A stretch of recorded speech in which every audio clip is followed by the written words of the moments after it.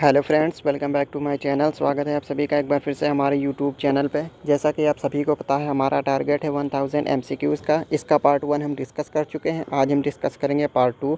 Part 1 में हमने discuss किए थे इंडियन पॉलिटी से रिलेटेड कुछ इंपॉर्टेंट जीके के क्वेश्चंस। आज हम डिस्कस करेंगे वर्ल्ड एंड फिजिकल ज्योग्राफी से रिलेटेड जीके के कुछ इंपॉर्टेंट क्वेश्चन। जिन लोगों ने हमारे इस लेक्चर का पार्ट 1 नहीं देखा है, वो वीडियो के डिस्क्रिप्शन में लिंक हमने दे दी उस वीडियो की। अब वहाँ पर जाके उस लिंक को ओपन करिएगा और उस वीडियो की PDF भी आपको वहीं पे मिल जाएगी। बात कर लें अगर हम इस वीडियो की PDF की, तो जैसा कि आप सभी को पता है, वीडियो के डिस्क्रिप्शन में हमने अपने टेलीग्राम चैनल की लिंक दे दी है। आप हमारे टेलीग्राम चैनल पर विज़िट करिएगा, आपको वहाँ पे इस वीडियो की PDF मिल जाएगी। तो चलिए डिस्कस कर लेते हैं आज का अपना पहला क्वेश्चन। आपसे रिक्वेस्ट मैं यही करना चाहूँगा वीडियो शुरू करने से पहले कि प्लीज़ इस वीडियो को अंत तक ज़रूर देखिएगा, क्योंकि ये क्वेश्चन ऐसे हैं जो आपके एग्ज़ाम में काफ़ी बार पूछे गए हैं और हो सकता है आने वाले एग्ज़ाम, जिस किसी भी एग्ज़ाम की आप तैयारी कर रहे हैं, उस एग्ज़ाम में भी आपको इससे रिलेटेड क्वेश्चंस देखने को मिल सकते हैं। तो चलिए डिस्कस कर लेते हैं आज का पहला क्वेश्चन। जैसा कि आप सभी को पता है, 90 ईस्ट रिज नामक जलमग्न ज्वालामुखी कटक किस महासागर में स्थित है? इसका आंसर बताने से पहले मैं आपको बता दूं 90 ईस्ट रिज के बारे में कुछ इंपॉर्टेंट पॉइंट्स। पहली बात, अगर हम बात करें 90 ईस्ट रिज नामक जलमग्न ज्वालामुखी की, तो इसकी लंबाई की अगर हम बात करें तो 5000 किलोमीटर इसकी लंबाई है। अगर हम बात करें इसकी चौड़ाई की, तो 200 किलोमीटर चौड़ाई है इसकी। अगर हम बात कर लें इस क्वेश्चन के आंसर की, तो जो आपका करेक्ट आंसर बनेगा वो बनेगा ऑप्शन सी, हिंद महासागर। जैसा कि आपको हमने बताया है कि इसकी लंबाई 5000 किलोमीटर, इसकी चौड़ाई है 200 किलोमीटर। यह कटक बंगाल की खाड़ी से शुरू होकर दक्षिण की ओर जाती है। अगला क्वेश्चन है हमारा, अफगानिस्तान का हेलमंद प्रांत किस खेती के लिए प्रसिद्ध है? ये आपका इम्पोर्टेंट क्वेश्चन है, एग्ज़ाम में पूछा गया है ये क्वेश्चन। तो प्लीज़ इस वीडियो को एंड तक ज़रूर देखिएगा, कि सारे के सारे क्वेश्चन आपके लिए इम्पोर्टेंट हैं। तो जो आपका करेक्ट आंसर बनेगा वो बनेगा अफ़ीम। इससे रिलेटेड जो इम्पोर्टेंट नोट्स हैं वो भी आपके लिए सारे के सारे इम्पोर्टेंट है। पहला तो ये कि हेलमंद अफ़गानिस्तान के दक्षिण में स्थित है। क्षेत्रफल के आधार पर यह अफ़गानिस्तान का सबसे बड़ा प्रांत है। तो दूसरा क्वेश्चन आपका यहाँ से बन गया, आपसे डायरेक्टली एग्ज़ाम में पूछ सकता है कि क्षेत्रफल के आधार पर अफ़गानिस्तान का सबसे बड़ा प्रांत। बहुत कम देखने को मिलते हैं ऐसे क्वेश्चन, लेकिन आपको फिर भी ध्यान में रखना है। तो आपका आंसर बनेगा हेलमंद। हेलमंद प्रांत का कुल क्षेत्रफल 58,584 वर्ग किलोमीटर है। दूसरी चीज़ आपसे पूछ सकता है, विश्व का सबसे बड़ा अफ़ीम उत्पादक क्षेत्र। तो आपका आंसर बनेगा हेलमंद। विश्व का कुल उत्पादन की 75% अफ़ीम जो है वो हेलमंद में ही उत्पादित की जाती है। ये इम्पॉर्टेंट है, आपसे डायरेक्टली पूछेगा एग्जामिनर कि विश्व का सबसे बड़ा अफ़ीम उत्पादक क्षेत्र कौन सा है, तो आपको याद रखना हेलमंद कहाँ स्थित है, तो अफ़गानिस्तान में। विश्व के अफ़ीम का जो कुल उत्पादन जो होता है, उसका 75% अफ़ीम जो है वो आपका यहीं से उत्पादित किया जाता है। अगला क्वेश्चन है हमारा, हिरोशिमा और नागासाकी शहर किन दो द्वीपों में स्थित है? तो आपके ऑप्शन है Honshu and Kyushu, option B Honshu और शिकोकू, ऑप्शन सी होकोइडो और क्यूशु, ऑप्शन डी क्यूशु और शिकोकू। तो जो आपका करेक्ट आंसर बनेगा वो बनेगा ऑप्शन ए, होंशु और क्यूशु। जान लेते हैं इनके बारे में। तो हिरोशिमा नगर जापान के होंशु द्वीप में स्थित है, जबकि नागासाकी क्यूशु द्वीप में स्थित है। इन दो नगरों पर 1945 में परमाणु बम गिराए गए थे, ये भी आपको याद रखना है। अगला क्वेश्चन है हमारा क्वेश्चन नंबर 4, निम्नलिखित कथनों पर विचार कीजिए। तो पहला आपका है, बोलेरिक द्वीप भूमध्य सागर में स्थित है। दूसरा है आपका, कोर्सिका और सर्दिनिया द्वीप इटली के पश्चिम में स्थित है। ये दो आपके कथन हैं, आपको बताना है ये दोनों सही हैं या एक सही या एक गलत। तो आपके ऑप्शन देख लेते हैं, केवल एक सही है या केवल दो सही, या फिर दोनों सही हैं या फिर दोनों गलत हैं। जो आपका करेक्ट आंसर बनेगा वो बनेगा आपके दोनों विकल्प सही हैं, इसलिए आपका ऑप्शन सी करेक्ट है। बेलिरिका द्वीप समूह स्पेन का हिस्सा है। यह द्वीप समूह भूमध्य सागर में स्थित है। इसका कुल क्षेत्रफल 4992 वर्ग किलोमीटर है। सर्दिनिया सिसिली के बाद भूमध्य सागर में स्थित दूसरा सबसे बड़ा द्वीप है। यह इटली का स्वायत्त क्षेत्र है। आपको हम बाद में बताएंगे कि स्वायत्त क्षेत्र क्या होता है। अगला क्वेश्चन है हमारा, जिब्राल्टर जलडमरू मध्य किन दो देशों को अलग करता है? तो आपके ऑप्शन है पुर्तगाल और मोरक्को, ऑप्शन बी अल्जीरिया और स्पेन, ऑप्शन सी मोरक्को और स्पेन, ऑप्शन डी अल्जीरिया और पुर्तगाल। तो जो आपका करेक्ट आंसर बनेगा वो बनेगा ऑप्शन सी मोरक्को और स्पेन। जो आपका जिब्राल्टर जलडमरू मध्य है वो मोरक्को और स्पेन को अलग करता है। जिब्राल्टर जलडमरू मध्य यूरोपीय देश स्पेन और अफ्रीकी देश मोरक्को को अलग करता है। यह जलडमरू मध्य भूमध्य सागर को अटलांटिक सागर से जोड़ता है, ये भी आपको याद रखना है। अगला क्वेश्चन है हमारा क्वेश्चन नंबर 6, गुआनो नामक प्राकृतिक उर्वरक किस क्षेत्र में पाया जाता है? पहला ऑप्शन है आपका तिएरा देल फ्यूगो, दूसरा ऑप्शन है आपका अटाकामा मरुस्थल, तीसरा ऑप्शन है आपका ब्राज़ील का मीनास गोरियस, चौथा ऑप्शन है आपका पेरू का तटीय क्षेत्र। तो जो आपका करेक्ट आंसर बनेगा वो बनेगा ऑप्शन डी पेरू का तटीय क्षेत्र। गुआनो नामक उर्वरक में नाइट्रेट की मात्रा काफ़ी अधिक होती है। यह भूमि के लिए अत्यधिक उपजाऊ होता है। इसका इस्तेमाल पेरू के द्वीप व तटीय क्षेत्रों में किया जाता है। अगला क्वेश्चन है हमारा क्वेश्चन नंबर 7, वन कटान के परिणाम में क्या होता है? तो ये आपको बताना है। पहला ऑप्शन है आपका मृदा अपरदन में वृद्धि होती, ये आपका करेक्ट आंसर है। भूमिगत जल का भंडारण, ये आपका गलत हो गया आंसर। तीसरा है आपका आकस्मिक बाढ़। तो जो आपका पहला और तीसरा है वो है सही, दूसरा है आपका गलत। ऑप्शन देख लेते हैं, केवल एक और दो, केवल एक और तीन, एक, दो और तीन। तो जो आपका करेक्ट आंसर बनेगा वो बनेगा एक और तीन। अत्यधिक मात्रा में वन कटान के कारण मृदा अपरदन की दर काफ़ी बढ़ जाती है, क्योंकि वनस्पति ना होने के कारण मृदा की पकड़ कमज़ोर हो जाती है। वर्षा के समय में वनस्पति ना होने के कारण वर्षा का जल भूमि में पूरी तरह रिस नहीं पाता, जिस कारण आकस्मिक बाढ़ आ जाती है। आप सभी को पता होगा कि जितने ज़्यादा हम पेड़ लगाएंगे उतना ही ज़्यादा क्या होगा, मृदा अपरदन। अगला क्वेश्चन है हमारा क्वेश्चन 8, क्योंकि होता क्या है, पेड़ों की जो जड़ होती है वो मिट्टी को रोक कर रखती है, इसीलिए जितने ज़्यादा पेड़ होंगे उतनी ही मृदा अपरदन में आपको कमी देखने को मिलेगी। अगर आप पेड़ ही काट देंगे तो ना उसमें जड़ रहेगी ना उसमें मृदा अपरदन होगा। तो ये चीज़ आपको याद रखनी है।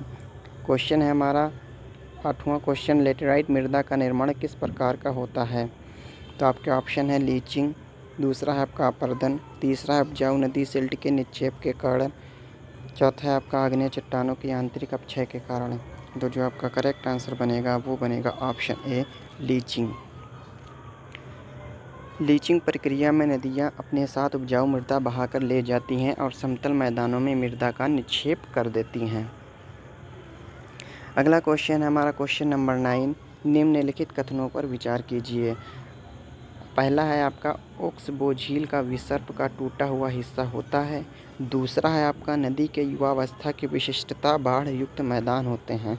ऑप्शन देख लेते हैं इसमें से, केवल एक, ऑप्शन बी केवल दो, ऑप्शन सी दोनों सही हैं, या ऑप्शन डी दोनों गलत हैं। तो जो आपका करेक्ट आंसर बनेगा वो बनेगा केवल एक। बाढ़ युक्त मैदान नदी की अंतिम अवस्था में दृश्यमान होते हैं। नदी की युवा अवस्था में गड्ढे, झरने व प्रपात दृश्यमान होते हैं। अगला क्वेश्चन है हमारा क्वेश्चन नंबर 10, निम्नलिखित निश्चयतात्मक गतिविधियों का अवलोकन कीजिए। तो पहला आपका मोरेन, ये होता है ग्लेशियल निक्षेप, यह आपको बताना सही या गलत। दूसरा है आपका बर्चन, ये होता है पवन निक्षेप, ये भी आपको बताना सही या गलत। तीसरा है आपका डेल्टा, ये होता है फ्लूवियल निक्षेप, ये भी आपको बताना है सही या गलत। तो आपके ऑप्शन है दूसरा, ऑप्शन बी है पहला और दूसरा, ऑप्शन सी है दूसरा और तीसरा, ऑप्शन डी है तीनों। तो जो आपका करेक्ट आंसर बनेगा वो बनेगा पहला, दूसरा और तीसरा, तीनों सही हैं। मोरेन निक्षेप का निर्माण ग्लेशियर क्षेत्रों में होता है, जबकि बर्चन निक्षेप का निर्माण पवनों के कारण होता है और डेल्टा का निर्माण नदियों के कारण होता है। अगला क्वेश्चन है हमारा, ओरिजिनिक बल से किसका निर्माण होता है? ये हैं आपके ऑप्शन, पहला है ब्लॉक पर्वत, दूसरा है फोल्ड पर्वत, तीसरा है रेलिक्ट पर्वत। ये आपके ऑप्शन देख लेते हैं, पहला विकल्प सही है, दूसरा पहला सही है, या दूसरा तीसरा सही है, या तीनों सही हैं। तो जो आपका करेक्ट आंसर बनेगा वो बनेगा पहला दूसरा। ओरिजिनिक बल के कारण वालन भ्रंशन और छोपड़ प्रक्रिया द्वारा ब्लैक और फोल्ड पर्वत का निर्माण होता है। अगला क्वेश्चन है हमारा क्वेश्चन नंबर 12। अफ्रीका के पेम्बा और जंजीबार द्वीप किसकी खेती व निर्यात के लिए जाने जाते हैं? इंपॉर्टेंट क्वेश्चन है। लौंग है आपका, दूसरा है गन्ना, तीसरा ऑप्शन है तंबाकू, चौथा है आपका काफ़ी। तो जो आपका करेक्ट आंसर बनेगा वो बनेगा लौंग। जो आपका पेम्बा द्वीप है ये हिंद महासागर में स्वाहिली तटीय क्षेत्र में स्थित है। जांजिबार तंजानिया का अर्ध स्वायत्त क्षेत्र है। यह लौंग के उत्पादन व निर्यात के लिए प्रसिद्ध है। अगला क्वेश्चन है हमारा क्वेश्चन नंबर 13। समशीतोष्ण घास क्षेत्रों को क्या कहा जाता है? आपके ऑप्शन है मध्य एशिया में स्टेपी, उत्तरी अमेरिका में प्रेरी, दक्षिणी अमेरिका में वेल्ड। तो जो आपका करेक्ट आंसर बनेगा वो बनेगा पहला और दूसरा। दक्षिण अमेरिका में समशीतोष्ण घास के मैदान को पम्पास कहा जाता है। अगला क्वेश्चन है हमारा क्वेश्चन नंबर 14। उत्तरी अमेरिका की कौन सी मुख्य नदियाँ रॉकी पर्वत श्रेणी से निकलती हैं? तो जो आपके ऑप्शन है वो है पहला मिसिसिपी, दूसरा है मिसौरी, तीसरा है कोलोराडो या चौथा है रियो ग्रांडे। तो जो आपका करेक्ट आंसर बनेगा वो बनेगा दूसरा, तीसरा और पाँचवा, यानी ऑप्शन बी। देख लेते हैं दूसरा, तीसरा और पाँचवा। अब देखते हैं दूसरा कौन सा है आपका, तो मिसौरी आपका सही है। तीसरा कौन सा, कोलोराडो। पाँचवा है आपका कोलंबिया। तो ये तीन आपके ऑप्शन सही हैं, दूसरा, तीसरा और पाँचवा। आपका क्वेश्चन था उत्तरी अमेरिका की कौन सी मुख्य नदियाँ रॉकी पर्वत श्रेणी का निर्माण करती हैं, रॉकी पर्वत श्रेणी से निकलती हैं। तो आपका आंसर बनेगा दूसरा यानी मिसौरी, तीसरा यानी कोलोराडो और पाँचवा यानी कोलंबिया। मिसौरी नदी उत्तरी अमेरिका की सबसे लंबी नदी है, ये ध्यान रखना है। यह पश्चिमी मोंटाना से निकलती है। कोलोराडो नदी की लंबाई 1450 किलोमीटर है। यह अमेरिका और मेक्सिको में प्रवाहित होती है। कोलंबिया नदी कनाडा में ब्रिटिश कोलंबिया से निकलती है। यह नदी अमेरिका और कनाडा में बहती है। तो आपको जो याद रखना है वो है मिसौरी नदी उत्तरी अमेरिका की सबसे लंबी। डायरेक्टली एग्ज़ाम में पूछ सकता है कि उत्तरी अमेरिका की सबसे लंबी नदी कौन सी है। अगर वर्ल्ड में पूछ ले सबसे लंबी नदी कौन सी है तो याद रखना नील नदी। लेकिन एक चीज़ और याद रखना, अगर पूछ ले कि आयतन के हिसाब से सबसे बड़ी नदी कौन सी है तो आपका आंसर बनेगा अमेज़न। ये याद रखना है। अब बहाव की दृष्टि से अमेज़न सबसे लंबी नील विश्व में और उत्तरी अमेरिका की सबसे लंबी नदी मिसौरी। अगला क्वेश्चन है हमारा क्वेश्चन नंबर 15। निम्नलिखित में से स्थानीय हवाओं व उनके क्षेत्र का सही मेल कीजिए। तो ये इस तरीके के क्वेश्चन आप ध्यान से पढ़िएगा क्योंकि अक्सर इसमें गलतियां हो जाती हैं आपसे। तो पहला है मिस्ट्रल, ये आपका मध्य फ्रांस एल्प्स व भूमध्य सागर से संबंधित है या नहीं, ये आपको बताना है। दूसरा है आपका सिरोको, उत्तरी अफ्रीका व दक्षिणी यूरोप। तीसरा है आपका चिनूक, ये रॉकी पर्वत श्रेणी। चौथा आपका हर्मिटन, मध्य अफ्रीका। याद रखिएगा आपको वो विकल्प बताना है जिसके मैचिंग इनमें से सही है, यानी जो सही तरीके से एक दूसरे से मेल खाते हैं। तो जो आपका करेक्ट आंसर बनेगा वो बनेगा ऑप्शन डी, सारे के सारे आपके सही हैं। स्थानीय हवाओं व उनके संबंधित स्थान के लिए दिए गए सभी विकल्प सही हैं, जैसा कि ऊपर हमने बताया भी। मिस्ट्रल शीत व शुष्क वायु फ्रांस व भूमध्य सागर के क्षेत्र में प्रवाहित होती है। सिरोको या भूमध्य सागरीय हवा सहारा मरुस्थल से आती है या उत्तरी अफ्रीका व दक्षिणी यूरोप में बहती है। चिनूक या उत्तरी अमेरिका में बहती है, इसे फोयन भी कहा जाता है। हर्मिटन या पश्चिमी अफ्रीका में बहने वाली शुष्क व धूल युक्त वायु है। यह सहारा के दक्षिण से गिनी की खाड़ी तक बहती है। अगला क्वेश्चन है हमारा क्वेश्चन नंबर 16। निम्नलिखित में से कौन सी ज्वालामुखी सक्रिय है? तो आपके ऑप्शन बनेंगे माउंट किलिमंजारो, दूसरा है आपका माउंट कोटोपैक्सी, तीसरा है आपका मौना किया। तो जो आपके करेक्ट आंसर इसमें से बनेगा वो बनेगा आपका ऑप्शन सी, दूसरा और तीसरा, यानी माउंट किलिमंजारो एक स्वतः ज्वालामुखी है। इसके पिछले 400 वर्षों में कोई उजागर नहीं हुआ है, आपको देखने को नहीं मिला है। माउंट कोटोपैक्सी प्रशांत महासागर में स्थित रिंग ऑफ फायर का एक हिस्सा है। यह एक सक्रिय ज्वालामुखी है। अंतिम बार इसमें 1940 में विस्फोट हुआ था। मौना किया ज्वालामुखी अमेरिका के हवाई द्वीप में स्थित है। यह अंतिम बार 24 मार्च से 1984 15 अप्रैल 1984 के बीच सक्रिय था। अगला क्वेश्चन है हमारा क्वेश्चन नंबर 17। पेरासेल द्वीप व स्ट्रेपली द्वीप को लेकर किन दो देशों के बीच विवाद है? तो जो आपके ऑप्शन है वो है चीन, दूसरा आपका ताइवान, तीसरा आपका वियतनाम। तो ये आपके तीनों के तीनों विकल्प सही हैं, यानी तीनों देशों में इसको लेकर विवाद है। पेरासल द्वीप समूह दक्षिण चीन सागर में स्थित है। यह क्षेत्र पर चीन का नियंत्रण है इस क्षेत्र पर, परंतु वियतनाम और ताइवान भी इस क्षेत्र पर अपना दावा व्यक्त करते हैं। यह द्वीप 15,000 वर्ग किलोमीटर के समुद्री क्षेत्र में फैला हुआ है, जबकि द्वीपीय क्षेत्र इसका 7.75 वर्ग किलोमीटर है। अगला क्वेश्चन है हमारा क्वेश्चन नंबर 18। निम्नलिखित में से कौन सी स्थलाकृति अपवर्तनात्मक है? तो आपके ऑप्शन बनेंगे option A inselberg, option B loess, option C zeugen, option D buttes. ये 4 आपके विकल्प हैं, आपको बताना है इनमें से कौन सा सही है। तो जो आपका करेक्ट आंसर बनेगा वो बनेगा पहला, तीसरा और चौथा, यानी आपके बनेंगे इसमें से करेक्ट आंसर इंसेलबर्ग, ज़्यूंगे एंड बुट्टेस। अब देख लेते हैं इनसे इंपॉर्टेंट पॉइंट्स इनसे रिलेटेड। जो इससे रिलेटेड पॉइंट्स हैं आपके, लुएस का निर्माण निक्षेप से होता है, सबसे पहली बात। दूसरी चीज़ है जबकि इंसेलबर्ग, ज़्यूंगे और बुट्टेस का निर्माण अपरदन के कारण होता है। तो आपके 4 विकल्प के थे, उसमें से 3 आपके सही थे, जबकि लुएस आपका ऑप्शन गलत था। अगला क्वेश्चन है हमारा, कुछ और इम्पोर्टेंट पॉइंट्स हैं वो भी देख लेते हैं। किसी एकांत स्थल पर उभरी हुई छोटी को इंसेलबर्ग कहा जाता है। ज़्यूंगे का निर्माण पवन के द्वारा किए जाने वाले अपरदन से होता है। कठोर चट्टान की ऊपरी परत का अपरदन होने से बुट्टेस का निर्माण होता है। अगला क्वेश्चन है हमारा क्वेश्चन नंबर 19। निम्नलिखित में से कौन सी पर्वत श्रृंखला विश्व की सबसे लंबी पर्वत श्रृंखला है? हमें नहीं लगता कि इसका आंसर आपको हमें बताने की ज़रूरत पड़ेगी। तो जो आपका करेक्ट आंसर बनेगा वो बनेगा एंडीज़, जो आपकी दक्षिण अमेरिका में स्थित है। इंपॉर्टेंट नोट्स अगर इससे रिलेटेड हम देखें तो एंडीज़ पर्वत श्रृंखला दक्षिण अमेरिका में Venezuela, Colombia, Ecuador, Peru, Bolivia, Argentina और चिली में स्थित है। इस पर्वत श्रृंखला की लंबाई की अगर हम बात करें तो 7,000 किलोमीटर इसकी लंबाई है, और वहीं अगर चौड़ाई की बात करें तो 500 किलोमीटर इसकी चौड़ाई है। अगला क्वेश्चन है हमारा आज का लास्ट क्वेश्चन है, समरकंद नामक स्थान मध्य एशिया में कहाँ पर स्थित है? तो आपके ऑप्शन है Afghanistan, option B Turkmenistan, option C Uzbekistan, option D Iran. तो जो आपका करेक्ट आंसर बनेगा वह बनेगा ऑप्शन सी उज़्बेकिस्तान।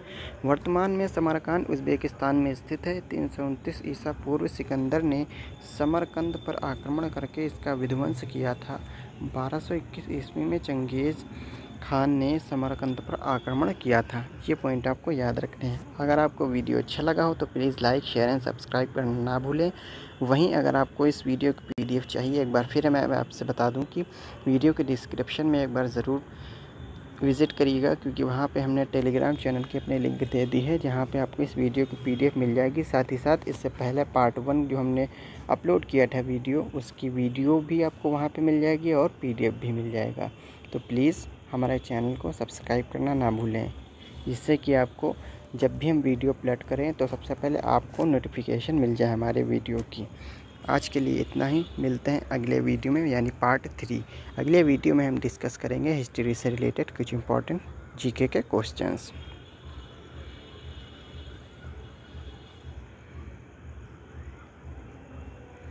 आप हमें इंस्टाग्राम पे भी फॉलो कर सकते हैं। हमारी यूज़र ID है, जैसा कि आप देख सकते हैं, AZIM #7718। Thanks for watching.